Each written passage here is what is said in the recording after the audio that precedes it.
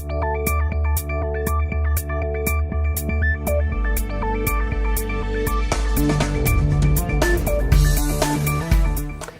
and welcome to this week's newscast from Power Engineering International. I'm Kelvin Ross. In this week's headlines, Drax Power in the UK has revealed it's considering mothballing its coal-fired plants in the wake of a 64% earnings loss. For the first time, a Chinese company has topped an annual ranking of onshore wind turbine manufacturers. A 100 megawatt gas engine plant in Mozambique has gone into operation, and state-owned China General Nuclear Power has announced plans to expand its overseas business. British power group Drax may mothball its coal-fired power plants as low gas prices, competition from renewables and government policy changes all take their toll on the company. Drax announced a strategic review this week after posting a loss of 64% in its pre-tax earnings for 2015. Profits fell from £166 million to £59 million. The group was forced to more than halve its dividend to shareholders, citing what it called severe market deterioration and difficult regulatory challenges. Chief Executive Dorothy Thompson was quoted as saying that while the firm may choose to mothball its coal plants, it was keen to work with the government and find the right solution. The UK government plans to close its coal-fired plants by 2025 and has also removed attractive incentives for the conversion of coal plants to run on biomass.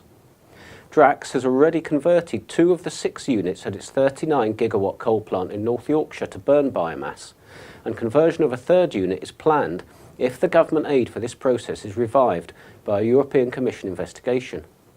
Drax has warned that unless this aid is delivered within the next 2 years, the coal-fired boilers may deteriorate to such an extent that conversion would no longer be possible.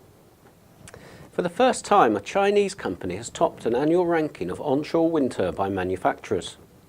Chinese firms also accounted for half of the entrants in Bloomberg New Energy Finance's 2015 top 10.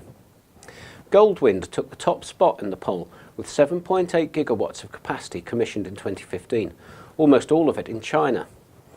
Bloomberg found that China installed a record 28.7 gigawatts last year, and foreign manufacturers accounted for less than 5% of the onshore wind market share. Vestas from Denmark came second in the rankings, with 7.3 gigawatts commissioned. GE, which was in first place last year, fell to third with 5.9 gigawatts in 2015. However, the company remains the largest turbine provider to the US market, which accounts for 62% of GE's global installations.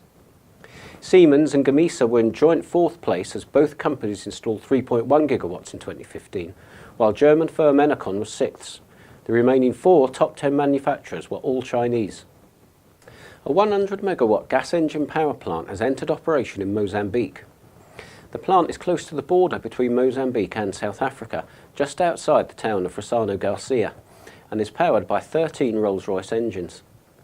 The 20-cylinder engines have the capacity to generate a total of 120 megawatts and were supplied by Rolls-Royce Power Systems subsidiary Bergen Engines.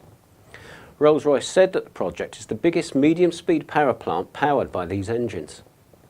The plant is owned and operated by the independent power producer Gigawatt Mozambique, and it will supply electricity to the national grid through a power purchase agreement with state-owned utility EDM.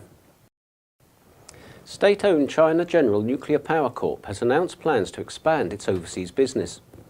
By 2020, the firm aims to make a minimum of 15% of its revenue from foreign projects. In 2014, overseas projects accounted for around 10% of CGN's income.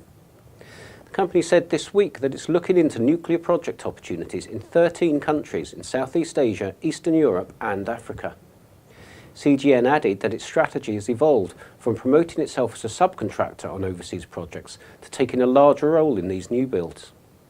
The Chinese firm already holds a 33% stake in EDF's planned Hinkley Point C reactor in the UK. That's all for this week. Thanks for watching, and we'll see you again soon.